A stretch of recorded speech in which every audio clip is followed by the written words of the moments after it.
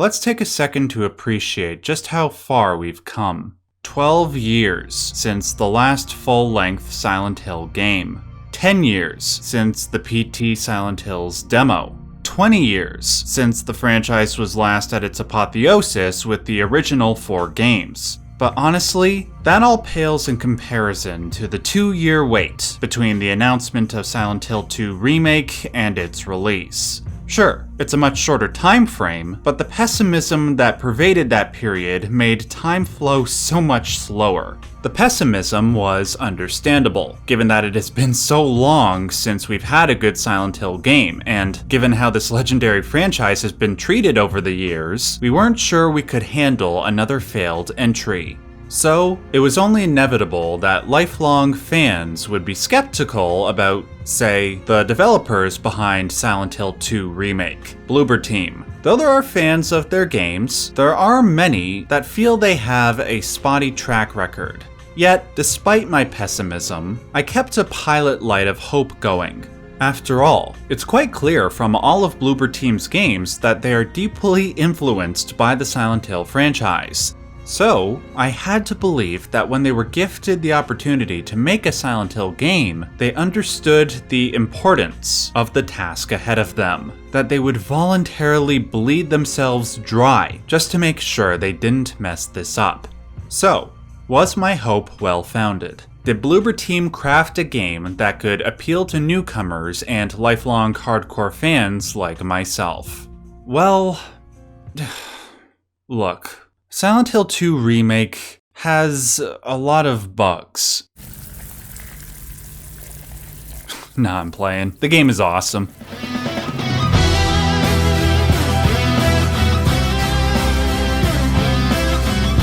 But the question, of course, is how awesome? Well, let me put things into perspective. In this modern era of gaming, where we are saturated with remakes, remasters, reboots, and requels, a term I often hear bandied about is soulless. Some gamers use this word to describe these updated games because they feel that much of what gave the original games their personality is lost when, say, realistic graphics replace creative art direction, or when stories are changed to fit modern sensibilities. Of all the games that exist, you can make a pretty good argument that Silent Hill 2 would be at the greatest risk of losing its soul in that transition. The smallest change could compromise the original's uniquely uncanny atmosphere, its amazing sense of pace, its chilling subtext, or its claustrophobic gameplay, hence why so many people were justifiably skeptical. Due to that, I don't think anybody could have expected Bloober to accomplish what they did. Not only does Silent Hill 2 Remake miraculously conserve most of the soul of the original, not only is it a masterclass in knowing what to keep from the original and where to innovate, it does all of this while setting what are, in my opinion, new technical standards when it comes to horror game design. To put it succinctly, I literally cannot believe how good a job Bloober did. Now don't get me wrong, I do have a decent number of criticisms, along with a couple of things that I actively dislike, but they make up a comparatively minuscule amount to the effusive yet well-earned praise that I am about to provide. Ladies and gentlemen, let us all collectively breathe a sigh of relief. We finally have a good Silent Hill game again.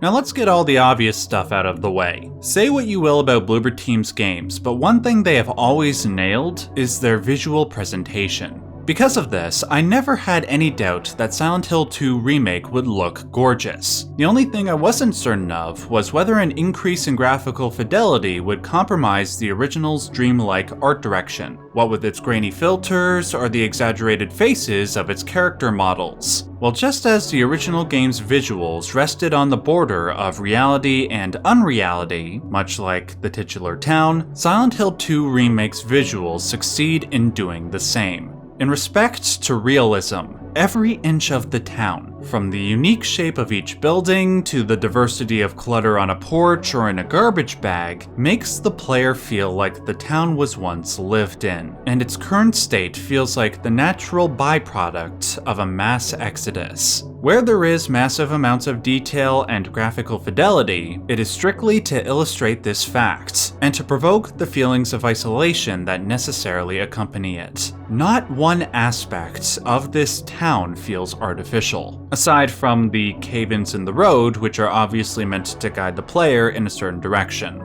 Thus, when we witness something unnatural or supernatural, whether it's something consistent and omnipresent like the perfect-looking fog, or something occasional like a monster, it always feels significant and spellbinding. Even though the original game kept this feeling quite well, there were a few instances here or there where you would say to yourself, "Oh, there's another nurse," or "Oh, there's the fog again," but then just casually move on.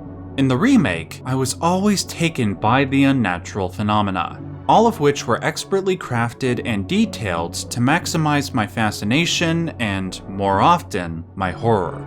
Though everything from character models to the monsters to the environments all look great 90 to 95% of the time, there are a few times where a lack of polish did break me out of my immersion. A couple of notes on frame rate. Though I found the frame rate was mostly consistent on PC, there are frequent and noticeable frame rate dips whenever you're running around in the open or entering a new area, though these only last for a split second. The other note is that I wish the cutscenes weren't locked at 30 frames per second. The switch between that to 60 frames during gameplay was pretty much always jarring. But beyond frame rate, I did notice on a number of occasions a bleeding in of the color white. Sometimes I would see this white outline around a character model. Other times, turning around too fast would cause various things in the environment to flicker.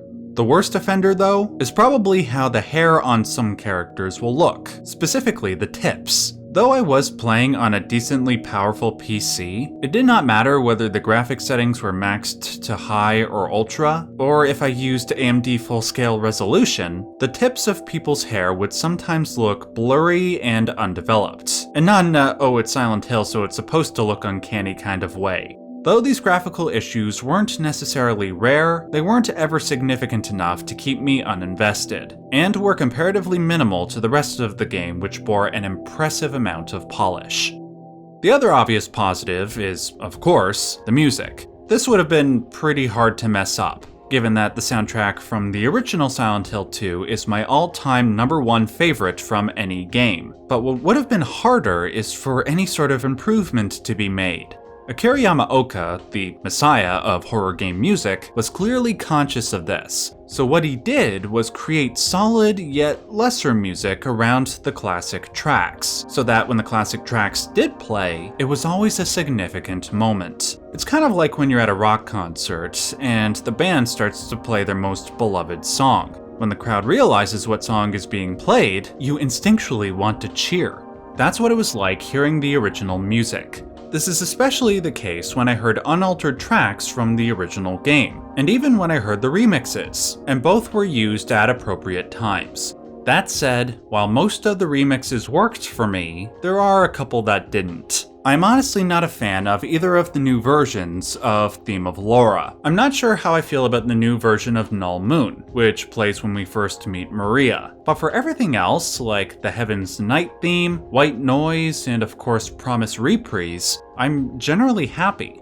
Now quickly, before we move on, just a brief word on the sound design broadly speaking. The developers at Bloober Team knew how important the use of silence was in the original game, and how creepy it was when any sort of sound broke that silence. In the remake, this approach to sound is, again, preserved and expanded upon. Anytime something breaks the silence, be it the innocuous creaking of a floorboard, or the sound of James's breath, or something otherworldly like a woman's gasp, or the clinking of a non-existent janitor's keys in the janitor's closet, it not only fully captures our attention, but further steals our immersion. Again, it all adds to that constant awareness of what is natural and unnatural, and the human need to distinguish between both in order to feel stable. Aside from the story and the characters, which we will get to in a few minutes, the biggest question mark hovering over this remake for me was the combat.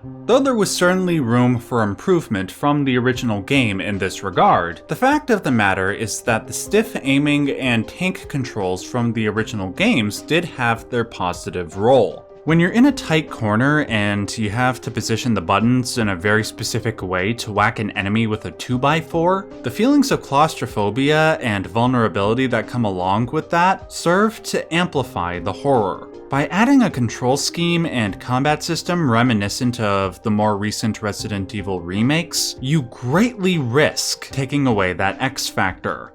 In other words, you might get rid of the negative jank, but you will also get rid of the positive jank.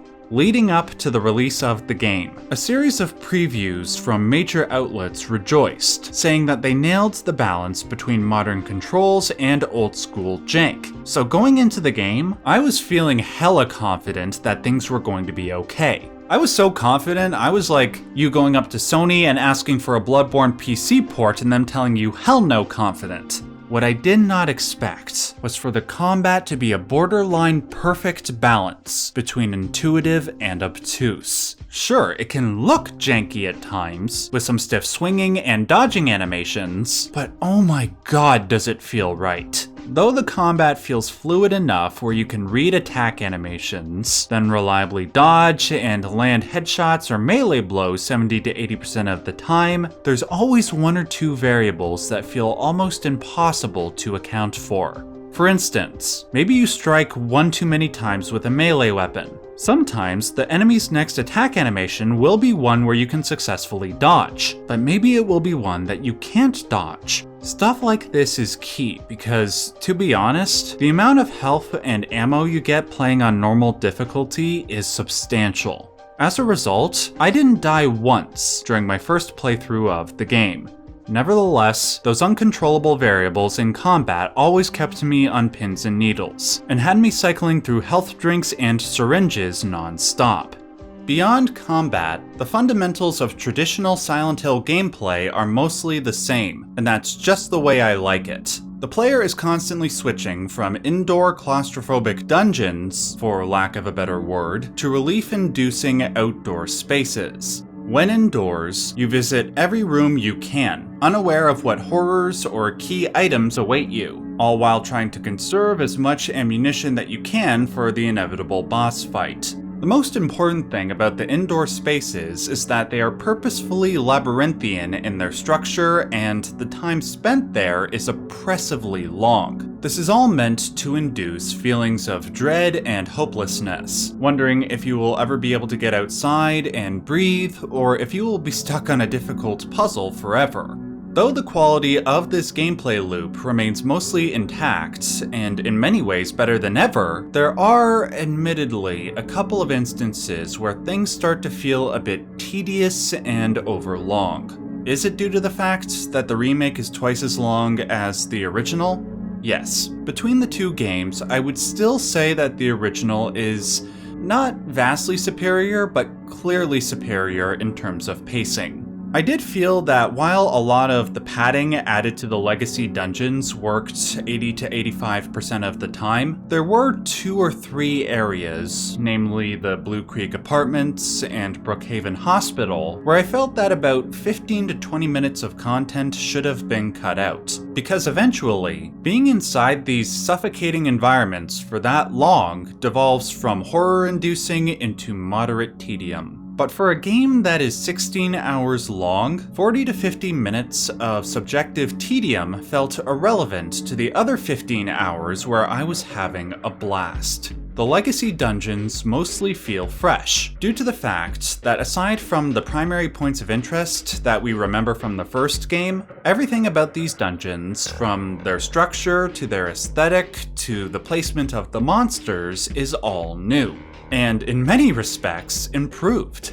Guys, the labyrinth is no longer the worst dungeon in the game. It's frickin' brilliant now! The prison was my second least favorite dungeon in the original game, and now it's my favorite in the remake, largely due to this new variant of the mannequin monsters that now crawl on the walls. By the way, I just gotta quickly say that the mannequins are far and away the best part of this remake, period. Whether it's the wall crawling variants or the standard walkers, these things are assholes in the best possible way. And it's because they are always doing something to keep you on edge, either by staying out of your sight or dropping down on you from above before scurrying away like rabbits. They reminded me so much of the poisonous head crabs from Half-Life 2.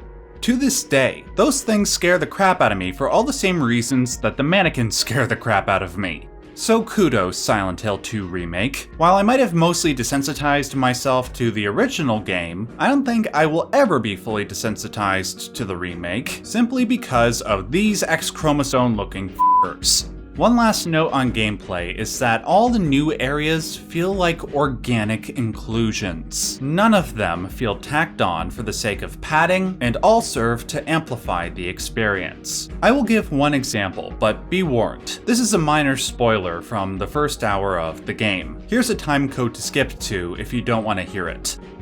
I love that we get to spend more time in the fog world in this game. After all, this is Silent Hill's most iconic look, and even though the original game is great, we only get to spend an hour wandering in the fog at most? The first hour in the remake is built so that you have to explore the town looking for key items so that you can access the Woodside apartments. This will take you to a new apartment building alongside a variety of previously inaccessible shops. This is a far cry from the original game where you can get to the apartments in 10 minutes just by getting a key off of a corpse and running there. Now, you have plenty of time to immerse yourself in the fog and the dreary, dreamlike atmosphere that it provides. This and all the other new areas all feel like they belong, when they could have easily interrupted the original's perfect pace and structure. Again, though I think the sum of the legacy dungeons and new areas caused the sense of pace to fall short of the original, it is close enough. But of course, all these positives would be rendered null and void if Silent Hill 2 Remake didn't nail one thing. The thing that sets it apart from every other game in the horror genre. Its story, its themes, and its characters. This was the big source of worry for myself and millions of other fans. Would the remake preserve the dark, mature themes from the original, along with their mostly subtextual and symbolic presentation? Would the essence of the characters and their personal struggles be not only maintained but expanded upon in positive ways? Though the gameplay mostly succeeded with its new content, could the same be said for the new story beats, of which there are a good amount? To answer those questions as accurately as I can, I will start by breaking the Silent Hill fanbase down into 4 basic categories. There are newcomers, to whom Silent Hill 2 Remake will be their first Silent Hill game. There are casual fans, who maybe played the original game once or twice. There are big fans, who have played it and the other games multiple times and know a decent amount about the lore. And then there are hardcore fans like myself, who not only know the game inside out, backwards and forwards, but understand what makes the original game's story so archetypal. Why it is still held as the gold standard in survival horror gaming 23 years later. Do I think Silent Hill 2 Remake's story will satisfy most people in those 4 categories? Generally, yes, but one's mileage will vary.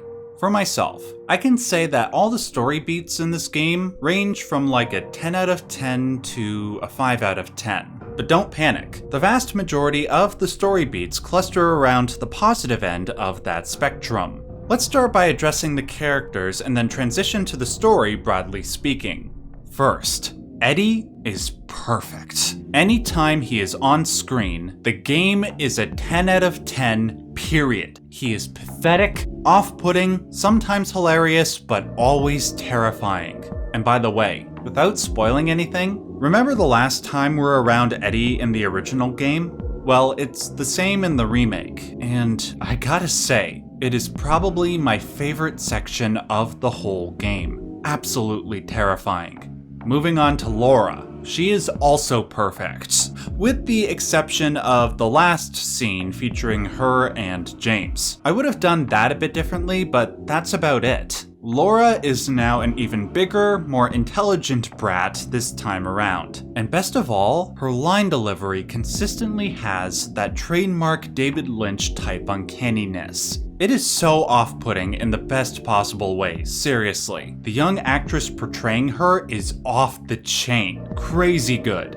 Now, Angela. I am generally happy with the way her character was handled and with the actress's performance. Plus, she has a couple of extra scenes and lines in the game that do a lot to make James, and by extension the player, empathize with her traumatic past, to make the pain she suffered more palpable and relatable. Though I just said that the final scene with Eddie was my favorite in the game, my second favorite is... how do I say this without spoiling?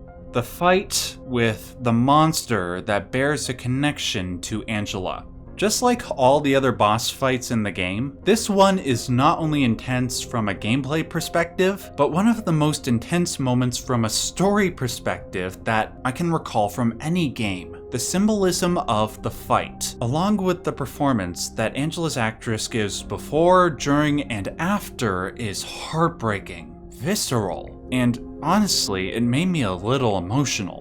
Granted, not everything about Angela is perfect. Though I think the actress portraying her did an excellent job, I do think that she was given a couple of bad directions regarding the way certain lines were delivered. The iconic scene in front of the mirror does feature a couple examples of line delivery that I really felt could have been done a bit better, but honestly, that's about it. Now, I'll get to James in a second, but to set him up properly, I first want to talk about Maria. When I said before that story was the biggest concern, the biggest source of that concern was definitely how Maria was going to be handled. It was absolutely imperative, thematically speaking, that this character oozed flirtation and sexuality while simultaneously being a source of subtle torment for James, because that literally is her entire function to the story. When footage of her started to come out, I think it was reasonable, to an extent, for some people to think Bloober was going to drop the ball with her. I'll say this, while Maria still draws the biggest amount of criticism from me out of all the characters, she and the actress portraying her ended up being far better than I was expecting. Every scene with her, I watched with the most discerning critical eye, and I would say 8 to 9 times out of 10, the character does everything that she was supposed to do. There's just a couple of points where her line delivery completely missed the mark, which again, I don't blame the actress for, but rather the director. The worst part of the game for me was the iconic scene where she and James are separated by the bars in the prison. Her line delivery for the first half of that scene is really good, but in the second half, both her and James's line delivery really dropped the ball in my opinion. I'll quickly explain why, but be warned, I got a major spoiler incoming. Skip to this time code if you don't want to hear it.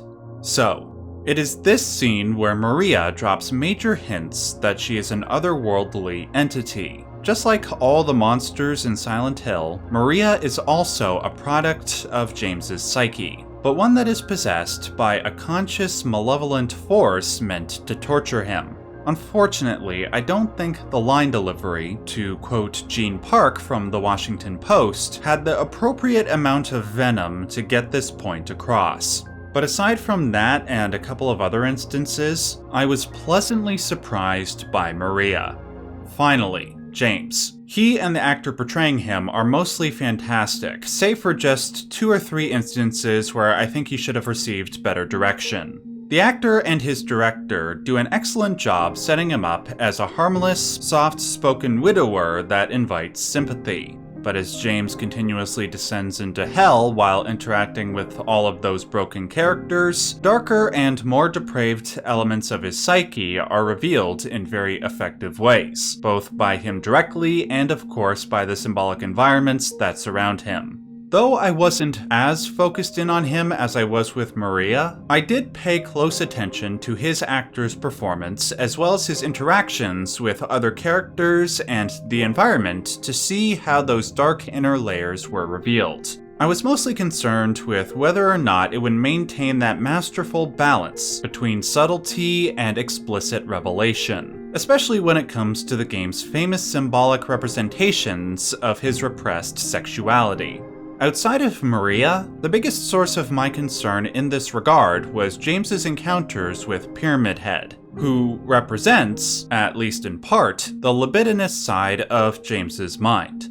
Look, there are changes made surrounding this issue, and if I'm being honest, I would have preferred if they stayed the same as the original. But I would be lying if I said that Pyramid Head's interactions with the mannequins in this game weren't still effective in conveying that side of James's mind. Instead of having Pyramid Head's actions being explicit and shocking like in the original, they are more subtle in this game, but not at all in a censorious way. It's done to make the player use their imagination, which for some people will not only be far more terrifying, but more in line with what Silent Hill is all about, which is subtle symbolism. Believe me guys, as somebody who has done over 40 videos on Silent Hill, I understand how and why that subtlety and symbolism works, and for 15 hours, I was waiting for the game to mess it up somehow, but it never did. Outside of a couple rough moments here or there, it all worked for me. And as for the other 3 categories of fans that I mentioned before, I can easily see that their sentiment towards the game will end up being even greater than mine. Finally, because I know my regular viewers are dying to know, yes, I am very happy about the fact that the new puzzles in the game feature numerous references to alchemy, and yes, I did notice that picture in the hospital featuring Carl Jung's model of the psyche. I will have stuff to say about this and many other things in my follow-up video where I analyze the game's deeper meanings. During the game's roughly 15 to 16 hour runtime, I experienced a variety of emotions. Joy, horror, happiness, sorrow, anticipation, apprehension, but the emotions that I experienced most intensely by far were both relief and shock, both of which only surfaced in the game's last hour. I suppose that as a Silent Hill fan, I and many others had gotten used to subpar product for so long that anything north of a 6 out of 10 game seemed like an impossibility. So when I had realized that I was nearing the end, and that I had virtually loved almost every second of my experience, the feelings of relief and shock were so numerous and powerful that my brain literally could not process it. And as a result, I spent the last hour of this game in tears. By demonstrating consistent respect to the original game, preserving what is perfect and only changing things when necessary, Silent Hill 2 Remake rebirthed all those feelings I had when I first played the original Silent Hill 2 all those years ago. Is it the archetypal perfection of the original? No. There are a number of minor imperfections that hold it back, as I have said. Nonetheless, when it comes to all the stuff that the remake needed to get right, I cannot overstate how monumental Bloober's accomplishment is.